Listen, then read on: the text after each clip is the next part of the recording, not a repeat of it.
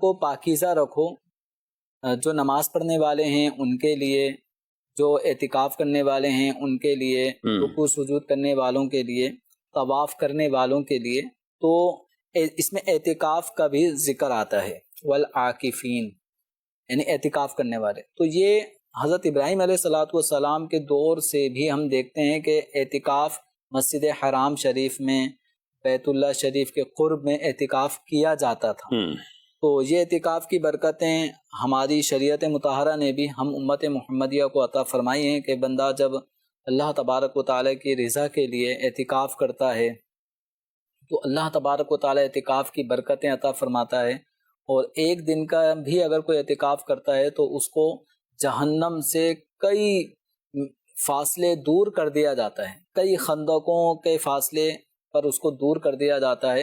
تو جب کوئی اللہ تبارک و تعالیٰ کی رضا کے لیے پورے ماہ رمضان کا اعتکاف اگر کرتا ہے تو بالکل نبی کریم صلی اللہ تعالیٰ علیہ وآلہ وسلم کے عمل سے پورے ماہ رمضان کا اعتکاف بھی ثابت ہے۔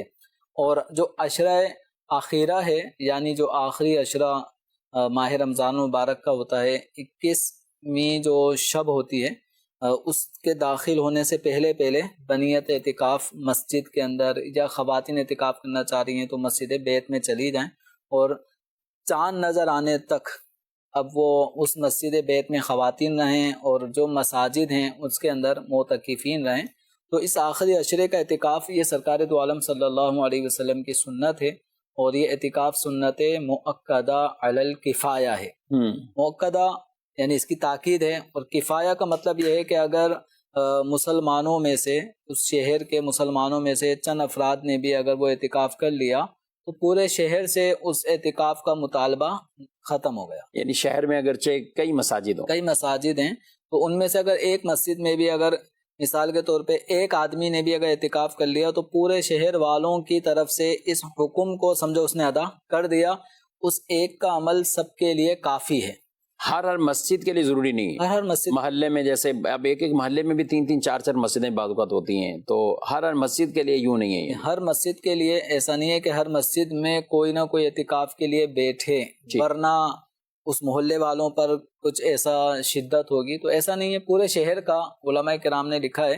تو اب ہم یہ دیکھتے ہیں کہ الحمدللہ پورے شہر میں ایک نہیں، بلکہ اب اگر حال یہ ہے الحمدللہ کہ کوئی مسجد جو باقاعدہ مسجد ہو، وقف مسجد ہو، اس مسجد میں اعتکاف کے لیے کوئی بھی نہ بیٹھ رہا ہو، ایسا نہیں ہے۔ الحمدللہ ایک سے زائد افراد، متعدد افراد، بعض اوقات تو اتنی تعداد معتکفین کی کسی مسجد کی طرف آ جاتی ہے کہ ہمیں یہاں اعتکاف کا موقع دیا جائے، کہ مسجد انتظامیہ بھی گویا کہ ایک بورڈ لگا دیتی ہے وہ اب جگہ نہیں ہے، کیونکہ انتظامات کرنے ہوتے ہیں معتکفین کے لیے، تو ان سب کے اندر پھر وہ اگلے سال آئیے گا، اس سال بس کلوز ہو گئے، اتنی تعداد، ہم 50 کی تعداد رکھتے ہیں، 50 55 60۔ تو الحمدللہ اعتکاف کی طرف بھی میں نے پرسنلی طور پہ دیکھا ہے کہ نوجوانوں کا رجحان، میں جہاں مسجد میں ہوتا ہوں تو وہاں مسجد میں جو اعتکاف کی جو مجلس ہے ہماری ذمہ داران، تو ان کے پاس کوئی ظہر میں آ رہا ہے، یعنی شروع رمضان سے ہی نام لکھوانا شروع کر دیتے ہیں کہ ہم یہاں پہ اعتکاف کریں گے۔ تو اس طرح ماشاءاللہ نوجوان طبقے کا اعتکاف کی طرف جو رجحان ہے یہ بہت خوش آئند ہے، کہ نوجوانی میں اپنے آپ کو اللہ تعالیٰ کے گھر کی زینت بنانا، اور اس اعتکاف کی برکتوں میں آپ دیکھ سکتے ہیں کہ دیگر ایام میں اگر ہم اپنے گھر میں ہوتے ہیں، عام روٹین کی لائف گزار رہے ہوتے ہیں، اس میں اور اعتکاف والی جو لائف ہوتی ہے اس میں بہت فرق آ جاتا ہے۔ ماہ رمضان کے عام دنوں میں بھی تہجد اگر پڑھنے کا موقع ملا تو ملا، نہیں تو نہیں، لیکن ماہ رمضان کے اعتکاف والا جو عشرہ ہے اس کے اندر آپ دیکھتے ہیں کہ باقاعدہ معتکفین وہ تہجد کی نماز کا اہتمام کرتے ہیں، اوابین کی نماز کا اہتمام، اشراق و چاش کا اہتمام، تلاوت قرآن، ذکر و اذکار، پھر تربیت کی جو نشستیں ہوتی ہیں جس میں نمازوں کے مسائل سیکھنے کو مل رہے ہوتے ہیں، روزوں کے مسائل سیکھنے کو، غسل و طہارت کے مسائل سیکھنے کو، یعنی فرض علوم کا ایک وافر مقدار میں ذخیرہ الحمدللہ اعتکاف کرنے والوں کو سیکھنے کا موقع مل رہا ہوتا ہے۔ بالخصوص دعوت اسلامی کے تحت جو جہاں جہاں اعتکاف کروائے جا رہے ہوتے ہیں تو اس کی ایک خصوصیت یہ ہے کہ پورا اعتکاف ایک شیڈول کے مطابق چل رہا ہوتا ہے، کہ ہم نے رات میں یہ کرنا ہے تو فجر کے بعد یہ کرنا ہے، پھر ظہر کے بعد یہ کرنا ہے تو عصر کے بعد یہ نشست ہوگی. تو باقاعدہ ایک اچھے انداز سے معتکفین کو لے کے چل رہے ہوتے ہیں. معتکفین کو ہی مزہ آ رہا ہوتا ہے کیونکہ روٹین چینج ہو رہی ہے، اس ٹائم یہ کرنا ہے، اس ٹائم یہ کرنا ہے. تو ایک ہی عمل آدمی کرتا رہتا ہے تو بعض اوقات اکتاہٹ سی محسوس ہو جاتی ہے. تو چونکہ دعوت اسلامی ایک تحریک ہے، تنظیم ہے اور طریقہ کار ہے، امیر اہل سنت دامت برکاتہم العالیہ کی خاص تربیت کے معاملات ہوتے ہیں اعتکاف میں، تو ان سب چیزوں کو سامنے رکھ کر اعتکاف کے شیڈول کو مرتب کیا جاتا ہے. اور الحمدللہ اعتکاف کرنے والے جب اعتکاف سے اٹھتے ہیں تو وہ اپنے اندر نمایاں طور پہ تبدیلی بھی پاتے ہیں. میں پچھلے دنوں یہاں پروگرام میں ہی گفتگو ہو رہی تھی، نگران شورا بھی آئے ہوئے تھے. 10 رمضان مبارک جب مدنی چینل کی سالگرہ منا رہے تھے تو اس وقت ایسے ایک سوال ہوا کہ ابھی تو مدنی چینل ہے اور سب کو ہمیں نظر آتا ہے آپ لوگوں کے معاملات یہ ہیں، عصر کے بعد یہ، تو مغرب کے بعد یہ، عشاء کے بعد یہ ہوتا تھا. جب مدنی چینل نہیں ہے تو انہوں نے بتایا کہ معمولات میں کوئی اس طرح خاص تبدیلی نہیں ہے. یعنی اعتکاف تو میرے سنت نے وہ شروع سے گزارے حبیب سے یہ معمولات تھے. یعنی جب مدنی چینل نہیں بھی تھا تو یہ 30 ایام کا، 30 دنوں کا اعتکاف، 30 دنوں کے لیے مسجد میں بیٹھ جانا، یہ خاصیت داوسامی کی الحمدللہ کہ 10 دنوں کا تو رجحان رہتا ہی ہے. اور یہ اعتکاف کا جو آپ نے سنت موقدہ علل کفایہ بتائی ہے، لیکن 30 دن کے لیے باقاعدہ نوجوانوں کا بھی بیٹھ جانا، اور کئی لوگ ایسے ہیں کہ جو اپنی چھٹیاں لے کر، اپنی جاب سے چھٹی لے کر وہ بیٹھ جاتے ہیں. تو یہ بہت بڑی بات ہے. اور اسی سے ہی اگر دیکھیں داوسامی کے کئی ایسے ذمہ داران ہیں، ان کی اگر اصل بنیاد کی طرف جائیں تو وہ کہیں گے اعتکاف میں آئے تھے اور اس کے بعد ایسا ہوا کہ بس پھر اس میں اعتکاف کی یعنی مجھے لگتا ہے کہ امیر اہل سنت نے جو شروع سے ہی نا اس کو ایک ایسا فوکس رکھا ہے کہ اعتکاف سے ہی افراد ملیں گے کہ جو بندہ اپنے آپ کو 1 مہینے کے لیے وقف کر سکتا ہے مسجد کے لیے، گویا کہ اس نے وقف کر دیا عبادت کے لیے، تو یہ دین کا کام بھی کر سکے گا. اس کے اندر وہ جذبہ بھی موجود ہوگا. تو اسی سے وہ کہیں کہ دوسری پروڈکٹ ملنا، نگران، ذمہ داران اور داوسامی کے مبلغین، اور یوں الحمدللہ نیکی کی دعوت کا یہ کام عام ہوتا گیا. اچھا جمیل صاحب، یہاں بات کریں تو بہنیں بھی، خواتین اپنے گھروں میں بیٹھتی ہیں اعتکاف، تو ان میں یہ سوالات بہت آتے ہیں کہ اپنے گھر میں تو اکیلی ہیں، ڈر لگتا ہے، اکیلی ایک ہی بیٹھی ہوئی ہیں تو سارا کیا کریں گی دن رات.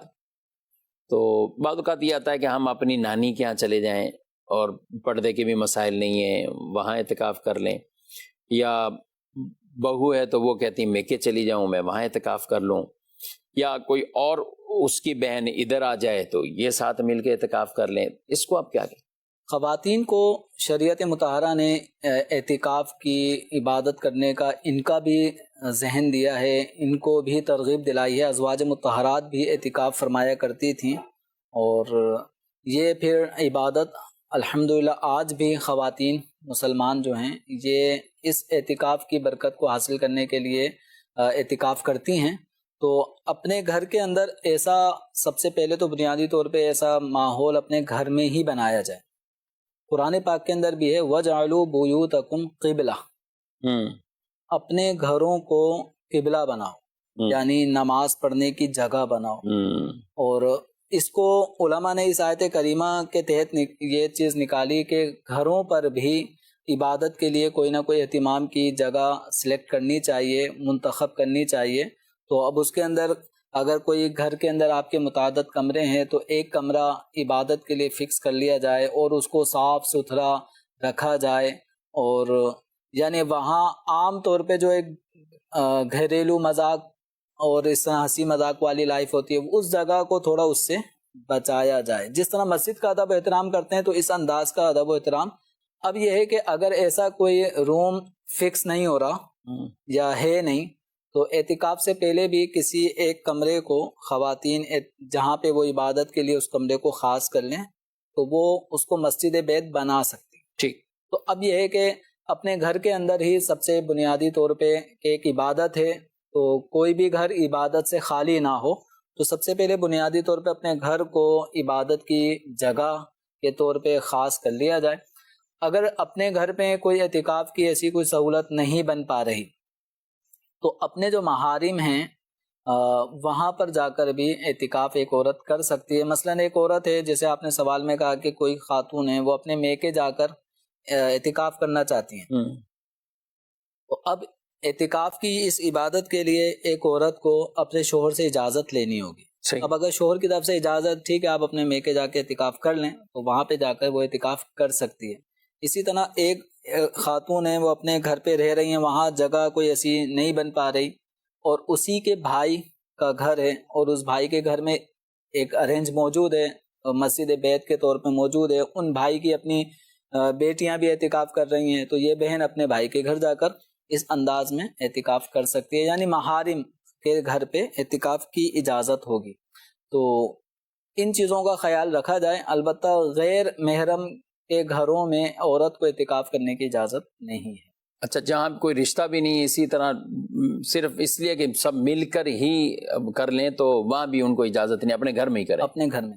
اچھا، یہ بھی ہو سکتا ہے کہ اس میں جو خواتین جو بہنیں یہ کہتی ہیں کہ اکیلی بیٹھ کر ہم، تو اعتکاف تو آپ نے اکیلی کیا ہے، لیکن یہ ضرور یہ منع تھوڑی ہے کہ گھر کی جو دوسری خواتین ہیں وہ آپ کے ساتھ آ کے نمازیں نہیں پڑھ سکتی، وہاں وہ بھی آ کے کچھ عبادت کریں، اس کمرے میں بیٹھ جائیں اور یہ نہ دنیاوی باتوں میں اور ایسی چیزوں میں مشغول ہوں بلکہ اپنی عبادات کی طرف مشغول ہوں. تو یوں اگر اجتماعی طور پر اپنی اپنی عبادت تو کر رہی ہیں، جماعت وغیرہ نہیں کروا رہی، لیکن صلاۃ و تسبیح ادا کرنی ہے، نمازیں پڑھنی ہیں، کوئی نوافل پڑھ رہے ہیں یا اپنی اپنی کوئی قضاء عمری کر رہی ہیں، تو یوں اگر وہ جو غیر اعتکاف والی ہیں وہ بھی آ جاتی ہیں، اسی کمرے میں آ جاتی ہیں. تو عام طور پہ تو مسجد بیت جس کمرے کو قرار دیا جاتا ہے تو یہ ہوتا ہے کہ گھر کے اکثر خواتین نماز پڑھنے کے لیے اسی جگہ کا انتخاب کرتی ہیں. وہ عام طور پہ جگہ صاف ستھری رکھی جاتی ہے. تو یہ معتکفہ اسلامی بہن تو جہاں اعتکاف کر ہی رہی ہے اس روم میں، تو دیگر خواتین بھی اس روم میں آ کر تلاوت قرآن کریں، نوافل پڑھیں. تو اس انداز میں یعنی وہ بھی نفلی اعتکاف کی نیت سے مسجد بیت میں بھی آ سکتی ہیں. خواتین نفلی اعتکاف کی نیت سے بھی مسجد بیت میں آ جائیں. یہ تو سنت اعتکاف 10 روزہ اعتکاف کر ہی رہی ہیں، تو گھر کی دیگر خواتین وہ اس اعتکاف والی مسجد بیت والی جگہ میں اس نیت سے داخل ہوں کہ میں بھی اعتکاف کی نیت سے یہاں پر موجود ہوں. اب جتنا وقت، گھنٹے، 2 گھنٹے، 3 گھنٹے، 4 گھنٹے، پورا دن وہ اس کمرے میں بنیت اعتکاف رہیں تو ان کو اعتکاف کا ثواب ملتا رہے گا. نفلی اعتکاف کب ختم ہوتا ہے؟ جب اس اعتکاف والی جگہ سے باہر نکلے اعتکاف ختم. مسجد بیت میں بھی نفلی اعتکاف ہوتا ہے، خواتین نفلی اعتکاف کر سکتے ہیں. ماشاءاللہ. جی مزید سوال. میرا نام بابر علی ہے. مفتی صاحب سے میرا یہ سوال ہے، کیا بے غسل ہونے سے روزے پر اثر پڑتا ہے؟ جواب اشارت فرما دیں. روزے کی حالت میں غسل کرنے والی کیفیات. اگر غسل فرض ہو گیا از خود، جب سوتے ہوئے نیند سو رہا تھا اور غسل فرض ہو گیا اس کے اوپر، تو اس سے روزے کہ یہ منافی نہیں ہے. ایسا نہیں ہے کہ غسل فرض ہو گیا تو روزہ ٹوٹ گیا، تو روزہ اس طرح نہیں ٹوٹتا. روزہ اپنی جگہ قائم رہے. آپ اس آدمی کو حکم یہ ہے کہ غسل و طہارت کر کے، نماز اب پڑھنے کا وقت آ گیا ہے تو اب یہ غسل طہارت کرے اور نماز جو پنجگانہ ہے اس کی ادائیگی کرے. اس عمل سے یعنی غسل فرض ہونے کی وجہ سے روزہ نہیں ٹوٹتا. صحیح. اور روزے میں غسل کر سکتے ہیں یا کرنا ہی ہوگا، اور اس کے فرائض کیسے ادا کرنے ہوں گے؟ غسل کے جو فرائض ہیں یہ وہی ہیں جو عام دنوں میں غسل کے فرائض ہیں، وہ 3 ہیں، تو یہاں پر بھی 3 ہی ہیں. صحیح. تو یہ 2 یا 1 نہیں ہو جائیں گے. صحیح. تو کلی کرنا یہ غسل کا پہلا فرض ہے. اور کلی کرنے کا مطلب یہ ہے کہ دانتوں کے درمیان میں بعض اوقات کوئی بوٹی کا ریشہ رہ جاتا ہے، کوئی چنے کا دانہ رہ گیا، کوئی بھی چیز کھائی ہوتی ہے، جو چھالیاں وغیرہ کھانے کے عادی ہیں ان کے چھالیاں کے دانے پھنس جاتے ہیں، تو ان چیزوں کو چھڑایا جائے.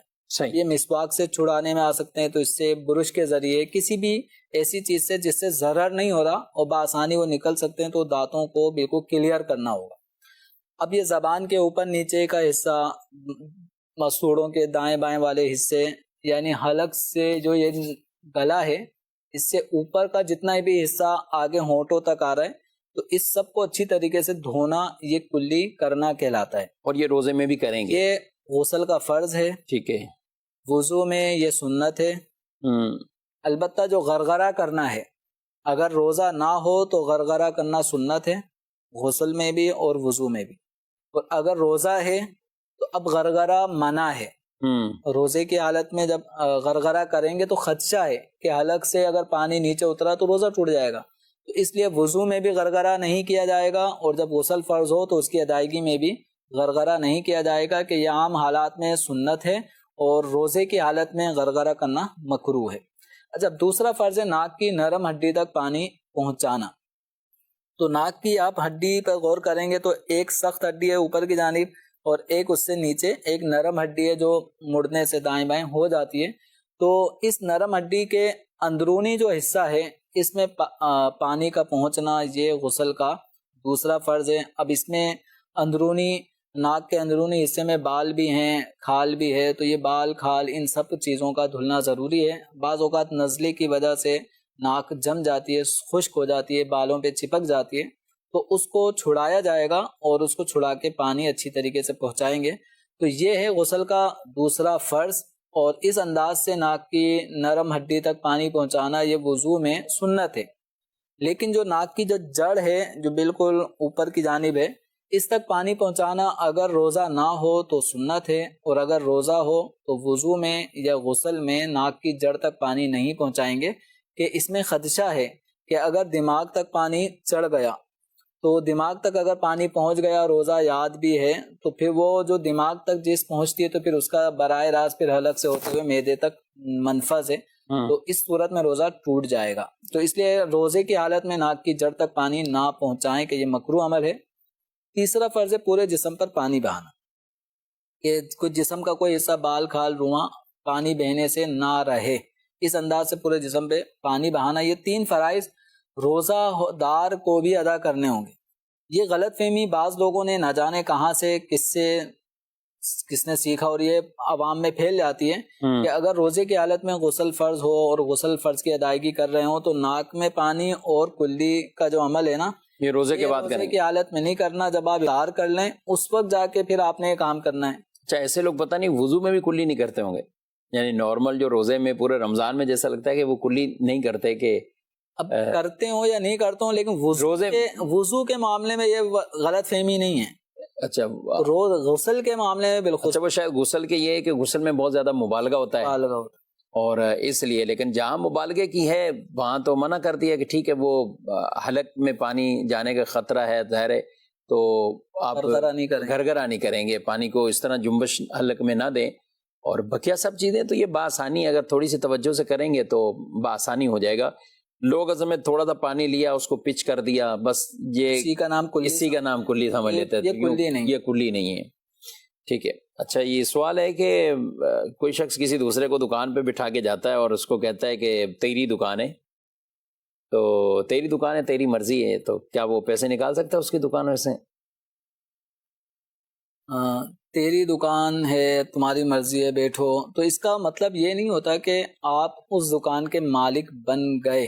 یہ جو لفظ ہے کہ یہ آپ کی ہے، تو اس لفظ میں بہت زیادہ وسعت ہے، اس میں یہ پہلو بھی آ سکتا ہے کہ آپ کی ہے، آپ جو چاہیں لے جائیں، یہ پہلو بھی بن سکتا ہے، اور یہ ہے کہ آپ اس کو دیکھ بھال کریں۔ میں نماز پڑھنے جا رہا ہوں یا کہیں سے آ رہا ہوں، آپ اس کو دیکھیں، آپ کی دکان ہے، تو اس کا یہ مطلب نہیں ہوتا کہ اب آپ جو چیز چاہیں اٹھا لیں۔ بعض اوقات اس طرح کا جو جملہ ہوتا ہے وہ آنے والے شخص کے محبت میں، اکرام میں، آدمی جب اپنے آپ کو بچھا رہا ہوتا ہے، عاجزی کا اظہار کر رہا ہوتا ہے، تو وہ اس طرح کے جملے کہہ دیتا ہے۔ بعض اوقات یہ بھی کہتے ہیں حضرت آپ کا اپنا ہی گھر ہے۔ اب اس جملے کا یہ مطلب ہرگز نہیں ہوگا کہ آپ کا اپنا ہی گھر ہے، وہ اپنے بیوی بچوں کو لے کر آ جائے، بھائی میرا گھر ہے، آپ نے کہا تھا۔ اس طرح کوئی لا کے دکھائے، اس کے بعد میں پتہ چل جائے گا کہ گھر کس کا ہے۔ تو یہ بعض اوقات مہمان کے لیے ازراہ تعظیم، اکرام، اس طرح کے الفاظ کہے جاتے ہیں، اور ان کا مطلب بھی عرف عام میں یہی لیا جاتا ہے کہ یعنی اس گھر میں مجھے ایسا ہی سکون میسر ہوگا جیسا کسی آدمی کو اپنے گھر میں سکون میسر ہوتا ہے۔ یعنی یہ جملہ اس پیرائے میں کہا جاتا ہے کہ آپ اس کو اپنے گھر جیسا ہی سمجھیں، یہ آپ کا ہی گھر ہے۔ تو مطلب یہ ہے کہ آپ یہاں پہ کسی قسم کی کوئی خوف محسوس نہ کریں، تکلف نہ کریں۔ جس طرح آپ آدمی اپنے گھر میں اٹھتا بیٹھتا ہے، تو اسی طرح آپ یہاں پہ بھی اسی انداز سے اپنا وقت گزاریں۔ یہ اس طرح کے جملوں کا مطلب ہوتا ہے، نہ کہ یہ کہ اب آپ اس کی جو چیز چاہیں اٹھا کے لے کے جانا چاہیں کہ اب یہ میرا ہے، تو اس میں مالک بن گیا. اس میں مالک بنانا مقصود نہیں ہوتا. صحیح. اچھا اگلا سوال ایک اور ہے کہ عورت اعتکاف میں مدنی چینل دیکھ سکتی ہے, کھانا پکا سکتی ہے, اور گھر میں دوسرے کمرے میں جانے آنے کے حوالے سے بھی کوئی رہنمائی فرما دیں. جو مسجد بیت ہے, اس مسجد بیت میں جو بھی ایریا عبادت کے لیے خاص کیا جاتا ہے, یعنی وہ کمرہ, تو وہ کمرہ وہ سمجھے ایسا ہی ہے جیسے مردوں کے لیے فنائے مسجد کا ایریا. کہ ایک آدمی اگر فنائے مسجد سے بلا عذر بھی اگر قدم باہر رکھ لیتا ہے تو اس صورت میں اعتکاف ٹوٹ جاتا ہے. یعنی خارج مسجد میں, خارج مسجد میں بلا عذر اگر وہ جاتا ہے تو اس کا اعتکاف ٹوٹ جائے گا. البتہ کوئی عذر ہو, مثلا وضو خانہ مسجد فنائے مسجد سے باہر ہے, صحیح, ٹھیک ہے, تو پھر وہ مسجد یا فنائے مسجد سے باہر بھی جا کے وضو کر کے آ سکتا ہے. قضاء حاجت کے لیے عمومی طور پہ تو مساجد میں بیت الخلاء وغیرہ وہ فنائے مسجد میں ہوتے ہیں. اگر کہیں پہ نہیں ہیں, باہر ہوں, تو پھر اس مقصد کے تحت وہ باہر جا کر پھر واپسی آ سکتا ہے عذر کی بنا پہ. لیکن بلا عذر اگر اس نے جائے اعتکاف سے فنائے مسجد سے باہر اگر قدم رکھا تو اس کا اعتکاف ٹوٹ جائے گا. تو اسی طرح خواتین ہیں, تو خواتین کا جو مسجد بیت ہے وہ کمرہ ہے, اس سے اگر وہ بلا عذر دوسرے کمرے میں جائیں گی تو ان کا اعتکاف ٹوٹ جائے گا. قضاء حاجت کے معاملات ہیں, وضو کرنے کے لیے وہ کمرے سے باہر اگر واش روم بنے ہیں تو وہاں پہ جاتی ہیں تو واپس آ جاتی ہیں, ان کا اعتکاف نہیں ٹوٹے گا. لیکن ایک کمرے سے دوسرے کمرے میں جانا ہے بغیر کسی ضرورت کے, یعنی وہ کام جو یہاں بیٹھے بیٹھے بھی ہو سکتا تھا, صحیح, تو اس کام کو کرنے کے لیے دوسرے کمرے میں جانا, تو اس سے اعتکاف ٹوٹ جائے گا. تو اب رہا معاملہ سبزی کاٹنا, کھانا تیار کرنا, بنانا, تو اگر اعتکاف والی جگہ میں ہی ایسا کوئی ارینج کر دیا گیا ہو, مثال کے طور پہ آج کل الیکٹریکل چولہا وغیرہ بھی موجود ہوتا ہے یا کیٹل ہوتی ہے الیکٹرک. اب کسی معتکفہ کو چائے بنانے کا دل چاہ رہا ہے تو وہ ایک اس کیٹل کے ذریعے سے بھی اسی روم میں بیٹھے بیٹھے چائے بنا سکتی ہے. یا الیکٹرک چولہا ہے, اس میں کھانا بنانے کی کوئی صورت بن رہی ہے تو وہیں بیٹھے بیٹھے بھی کھانا تیار کر سکتی ہے. اب اس کو باقاعدہ کچن میں جانے کی پرمیشن نہیں ہوگی. البتہ اگر کوئی اور اس معتکفہ خاتون کے لیے کھانا بنانے والا نہیں ہے اور اسی روم میں کھانا بنانا یہ ممکن نہیں ہے, تو اب یہ بضرورت یہ کچن میں جا سکتی ہے, کھانے وغیرہ کی تیاری کر کے واپسی اپنے کھانا یہیں کھائے گی.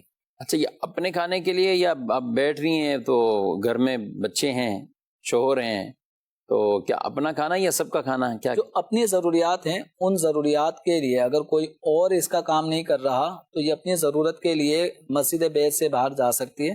باقی اپنے گھر والوں کے کام کاج کے لیے کہ ان کو ناشتہ بنا کے دینا ہے, ان کو سحری بنا کے دینی ہے, تو ان کے لیے اگر یہ اعتکاف کی جگہ سے باہر جائے گی تو اعتکاف ٹوٹ جائے گا. اچھا, یعنی یہ صرف اپنے اس حد تک ہے کہ اپنے لیے وہ کریں, یعنی کچھ گنجائش شریعت نے کئی احکامات. اس میں یہ ہے کہ اگر کسی خاتون کے لیے ایسا ارینج نہیں ہو پا رہا کہ وہ پورے 10 دن سنت اعتکاف اس انداز سے کر پائے, کیونکہ وہ اکیلی ہی خاتون ہیں, بچے ہیں تو وہ چھوٹے ہیں, بچیاں ہیں تو وہ بھی چھوٹی ہیں, تو اس صورت میں پھر وہ نفلی اعتکاف کرے, یعنی اپنے روز مرہ کے جو ضروری واجبی کام گھریلو ہوتے ہیں ان کاموں سے فارغ ہو کر اپنا اکثر وقت اعتکاف والی جگہ پر ہی گزارے, کہ یہ دوسرے کمروں میں بیٹھنے سے تو بہتر ہے. صحیح.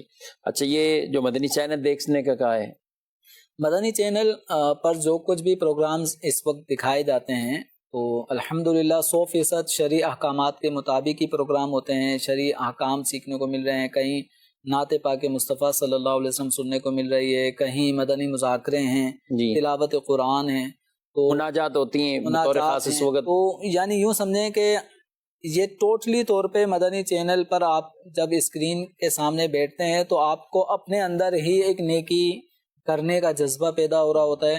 تو یہ گویا کہ علم دین سیکھنے کا ایک ذریعہ ہے. تو جس طرح آپ اعتکاف میں تلاوت قرآن کر رہی ہیں, آپ اعتکاف میں کوئی دینی کتاب پڑھ کر علم دین حاصل کر رہی ہیں, تو اسی طرح مدنی چینل کے ذریعے سے بھی مسجد بیت میں خواتین اس کو دیکھ سکتی ہیں, اس کے پروگرام سن سکتی ہیں. اس طرح ان کو دینی جو علوم ہیں ان کو سیکھنے کا ثواب بھی ملے گا. یعنی جو مدنی چینل کی اسکرین پر دکھایا جا رہا ہے تو اعتکاف میں اس سے کوئی خلل واقع نہیں ہوتا، بلکہ دیکھا جائے تو اعتکاف میں ایک ذوق اور بڑھ جاتا ہے مناجات وغیرہ کرنے کا.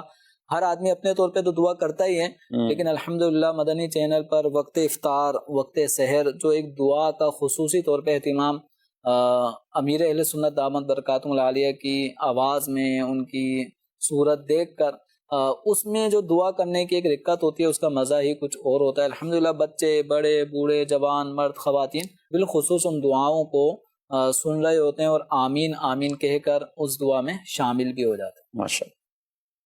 جی مزید سو. محمد حسان اتاری. مفتی صاحب کی بارگاہ میں عرض ہے، اگر کسی کے پاس آدھا کیش ہے اور آدھا سونا ہے اور وہ دونوں ملا کر سونے یا چاندی کے نصاب تک پہنچ جائے تو کیا اس پر زکوٰۃ فرض ہوگی؟ جواب ارشاد فرما دیجیے. آدھا سونا ہے تو اس کا مطلب ان کا یہی ہوگا کہ 7.5 تولہ سونا سے کم مقدار میں سونا ہے، 3-4 تولے سونا ہے، 2 تولے سونا ہے اور کچھ رقم بھی ہے. تو اگر کسی کے پاس 2 تولہ سونا یا 1 تولہ سونا ہے اور یعنی 7.5 تولہ سے کم ہے اور اس کے ساتھ ساتھ کچھ روپے اس کی حاجت ضرورت سے زائد اس کے پاس موجود ہیں، تو یہ سونے کی 2-1.5 تولہ اس کی قیمت اور جو پاس موجود روپے پیسے ہیں حاجت سے زائد، ان دونوں کی ہم کیلکولیشن کریں گے. اگر یہ 52.5 تولہ چاندی کی قیمت کے برابر یا اس سے زائد مالیت رکھتے ہوں اور سال پورا ہو جائے اسی کنڈیشن میں، تو پھر ان کو زکوٰۃ دینی ہوگی. ٹھیک. جی مزید سو. جنید احمد بن اعجاز الدین. مفتی صاحب کی بارگاہ میں سوال عرض یہ ہے کہ رمضان میں اکثر مرتبہ ایسا دیکھا گیا ہے کہ کوئی نمازی تراویح یا وتر کے بعد آ کر اپنی نماز تراویح ادا کر رہا ہوتا ہے، مگر مسجد کے اسپیکرز پر قرآن پاک کی تفسیر وغیرہ امام صاحب بیان کر رہے ہوتے ہیں، جس سے بھول جانے کا خدشہ ہوتا ہے، توجہ بڑھ رہی ہوتی ہے. تو ایسی صورت میں کیا کرنا چاہیے؟ اپنی توجہ کیسے ایک جگہ پر رکھیں؟ جی جمیل صاحب، ایک تو تراویح تو ان کی رہ گئی، اب ظاہر ہے، اور انہوں نے کہا کہ اکثر اگر اسی فرد کے ساتھ اکثر ہوتا ہے تو اس کے لیے بھی کیا حکم ہے، کیونکہ ظاہر ہے تراویح کی جماعت ہے لیکن اس سے پہلے تو عشاء کی بھی جماعت ہے اور یہ نمازیں تو ہمارے یہاں معمولات ہوتے ہیں کہ جماعت کے بعد رمضان شریف میں درس حدیث ہو رہے ہوتے ہیں، مسائل کا درس ہو رہا ہوتا ہے، تو اسی طرح درس قرآن کا سلسلہ بھی تراویح کے بعد ہو رہا ہوتا ہے. تو اب کوئی شخص آتا ہے تو کیا کریں، کیا کہیں گے آپ اس کو؟ دیکھیں، اب کوئی شخص آیا ہے اور عام روٹین کے مطابق ختم تراویح ہو چکی ہے، 20 رکعتیں ہو گئیں، وطر بھی ادا ہو گئے. بعض اوقات وطر سے پہلے درس قرآن ہو جاتا ہے، پھر بعد میں وطر ہوتے ہیں، کہیں وطر ہونے کے بعد پھر باقاعدہ درس قرآن کوئی 10 15 12 منٹ کا ہوتا ہے. تو اب یہ ایک روٹین کا ایک عمل ہے.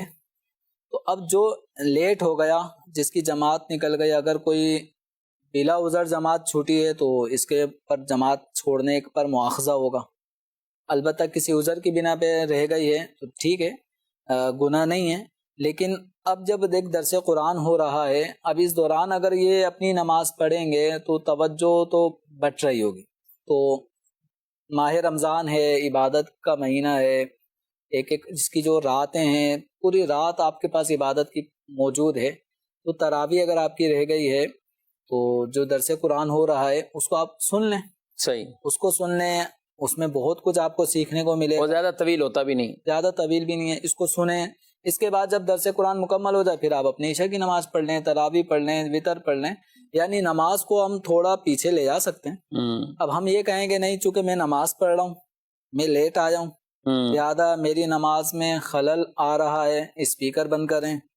یہ درس قرآن کا سلسلہ، اس کی آواز جو بھی مفتی صاحب یا جو بھی عالم دین اس وقت درس قرآن دے رہے ہیں، ان کی آواز سے میری نماز میں خلل آ رہا ہے، تو اس لیے یہ سب چیزیں موقوف کریں، مجھے نماز پڑھنے دیں. تو پھر یہی عرض کی جائے گی کہ آپ بھی جماعت سے نماز پڑھ لیا کریں. اور ویسے یہ شیڈول تو پہلے سے ہی ہے نا. اب یہاں فیضان مدینہ میں مدنی مذاکرہ شروع ہوتا ہے اب، لیکن اس سے پہلے ایک اچھا خاصا جو وقت تراویح کا، نمازوں کا، یہ سب مل گیا.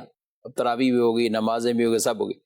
اب پروگرام کو سجائے تو آپ کو کہ اب اس وقت کوئی کہے میں نماز شروع کر رہا ہوں، اسپیکر کی وجہ سے میری نماز میں خلل آ رہا ہے، اس کو پھر یا تو ایسی جگہ چلا جائے کہ جہاں اس کو آواز کم آ جائے. اور ہوتا ہے اب حل اسے ہی نکالنا ہے. جی کہ اب اس کا ایک بہترین حل یہ ہے کہ یعنی سونے پہ سہاگا ہم یہ کہیں گے کہ آپ درس قرآن بھی سن لیں. جب مسجد آ ہی گئے ہیں، درس قرآن ہو رہا ہے، تو آپ اولاً درس قرآن سن لیں. لوگوں نے پہلے تراویح پڑھی، بعد میں درس قرآن سن رہے ہیں. آپ پہلے درس قرآن سن لیں، بعد میں اپنی عشاء اور تراویح کی نماز ادا کر لیں. اس طرح آپ کی دونوں عبادتیں، دین کی باتیں سیکھنا، سننا، اس عبادت کو بھی آپ کر لیں گے اور اپنی جو نماز رہ گئی آپ وہ بھی پڑھ لیں گے.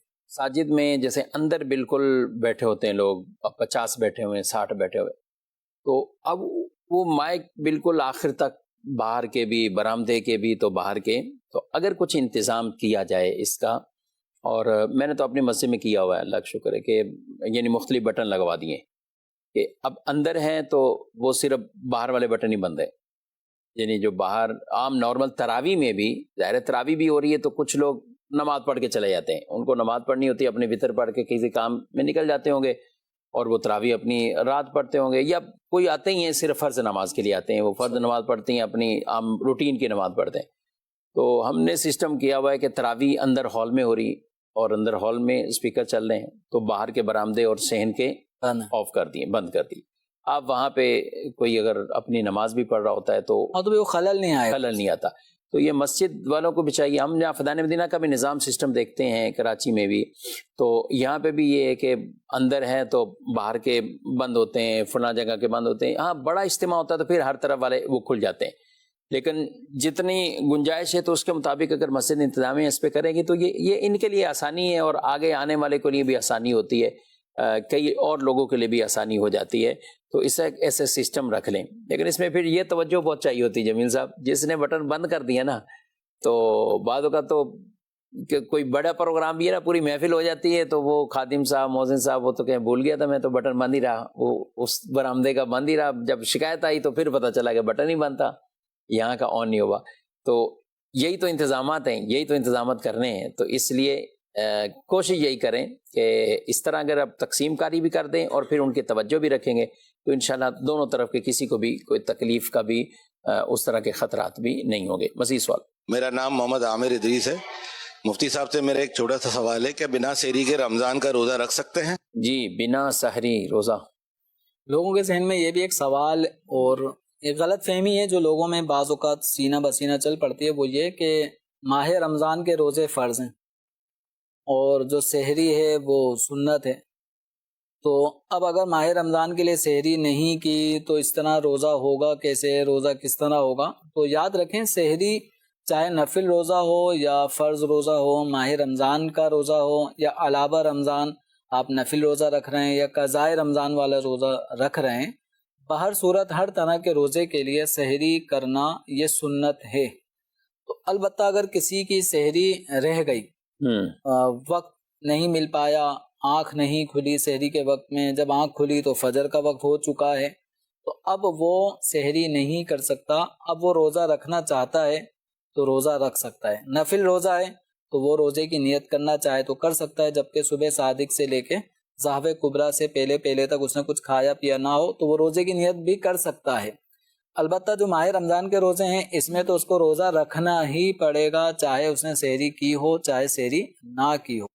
تو سحری چھوٹ جانے سے وہ آج کا روزہ ماہ رمضان کا چھوڑ نہیں سکتا. یہ سحری یہ سنت ہے، اب یہ سنت رہ گئی تو ہم جو ماہ رمضان کا فرض ہے یہ نہیں چھوڑ سکتے، یہ تو رکھنا ہی ہوگا. البتہ عام دنوں میں اگر کچھ کھایا پیا نہ ہو اور صبح صادق ہو چکی ہے، سحری کا وقت ختم ہو چکا ہے، تو نوافل روزہ رکھنے نہ رکھنے کا آپ کو اختیار ہوگا. اچھا، اس میں لوگ بڑی جلدی یہ کر لیتے ہیں کہ تھوڑا سا پانی پی رہا نا، ایک پانی پی کے گلاس پانی پی لو اور نیت، تو اب وہ نیت ہو سکتی تھی، اب وہ بھی نہیں ہو پائے گی. اب تو وہ بھی نہیں ہوگی. یعنی اگر سحری کا وقت ختم ہو چکا ہے، جب ختم ہو گیا اب آپ کہیں کہ میں تھوڑا سا ایک گلاس پانی پی لوں، ایک کھجور کھا لوں، کچھ نہ کچھ تو کھا لوں، تو اب آپ نے کچھ بھی کھایا تو روزہ آپ کا بند ہی نہیں ہوا.